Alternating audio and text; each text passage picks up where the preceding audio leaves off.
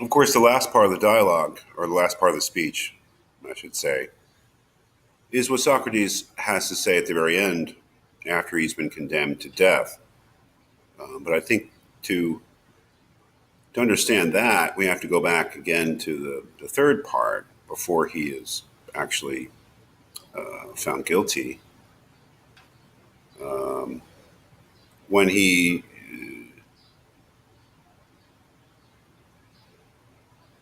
describes himself in a very famous way, again, a lot of famous things, a lot of famous sayings, expressions, thoughts that are have come into general knowledge from the Apology, and one of them is when he describes himself as a gadfly.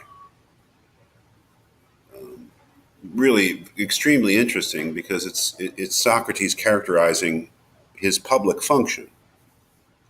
I mean, he has chosen his way of life primarily for himself. He regards virtue and knowledge to be the greatest goods, and so he spends his life pursuing them.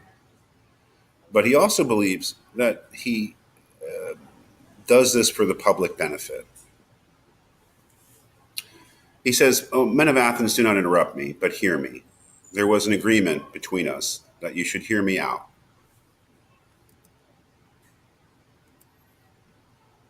Uh, and I think that what I am going to say will do you good, for I have something more to say, at which you may be inclined to cry out, but I beg that you will not do this. I would have you know that if you kill such a one as I am, you will injure yourselves more than you will injure me."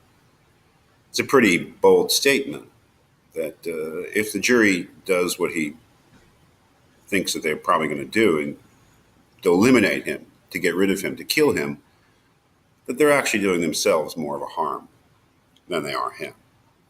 Meletus and Anytus will not injure me. They cannot. For it is not in the nature of things that a bad man should injure a better than himself. I do not deny that he may perhaps kill him, or drive him into exile, or deprive him of civil rights, and he may imagine, as others may imagine, that he is doing him a great injury. But in that, I do not agree with him. For the evil of doing as Anytus is doing, of unjustly taking away another man's life, is greater far. And that's a pretty bold statement, that there are things worse than death, and doing injustice, in Socrates' mind, is worse than death. Um, that really, a worse person can't harm a better person. They can kill them, but they can't harm them, which may sound crazy thing to say, but he really believes it. That the real harm is to your soul when you do injustice, and that you can avoid that. You can't avoid death ultimately, right? But again, that this uh, what Anytus is doing, what Meletus is doing, what the jurors ultimately are doing is destructive to the Athenian state because Socrates does a public service. He says, "For if you kill me, you will not easily find another like me, who, if I may use such a ludicrous figure of speech, am a sort of gadfly, given to the state by the god. And the state is like a great and noble steed who is tardy in his motions owing to his very size, and requires to be stirred into life. I am that gadfly which God has given the state, and all day long and in all places I'm always fastening upon you, arousing and persuading and reproaching you. And as you will not easily find another like me, I would advise you to spare me. I dare say that you may feel irritated at being suddenly awakened when you are caught napping. And you may think that if you were to strike me dead, as Anytus advises, which you easily might, then you would sleep on for the remainder of your lives, unless God in his care of you gives you another gadfly. And I am given to you by God, and that I am given to you by God is proved by this, that if I had been like other men, I should not have neglected all my own concerns, or patiently seen the neglect of them during all these years, and have been doing yours, coming to you individually like a father or elder brother, exhorting you to regard virtue. This, I say, would not be like human nature. And had I gained anything, or if my exhortations had been paid, there would have been some sense that in that. But now, as you will perceive, not even the imprudence of my accusers dares to say that I have ever exacted or sought pay of anyone. They have no witness of that.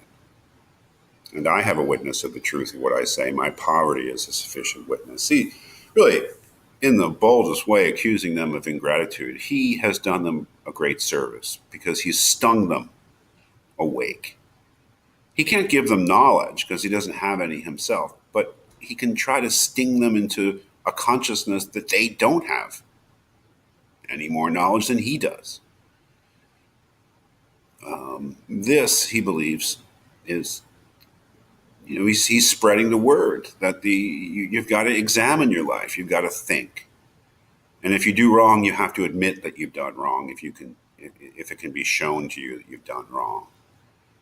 You can't just go with the easy opinions. You can't just live your life in a daze. You can't sleep your life away. You have to examine yourself. The greatest gift that he gave Athens was to stimulate them to do that. So at the end, he accepts the death sentence. He questions whether death is really the bad thing that people think it is. He reminds them that no one really knows what death is like, so it may not be so bad. But the real, the real message is that they've done themselves a disservice because they've taken away a spur, a gadfly who's tried to make them do philosophy. And philosophy is just living your life in a thoughtful way, admitting when you don't know, trying to find out knowledge, and trying to live better. So he continually says the purpose of what he does is virtue, to try to get it, to try to live a good life.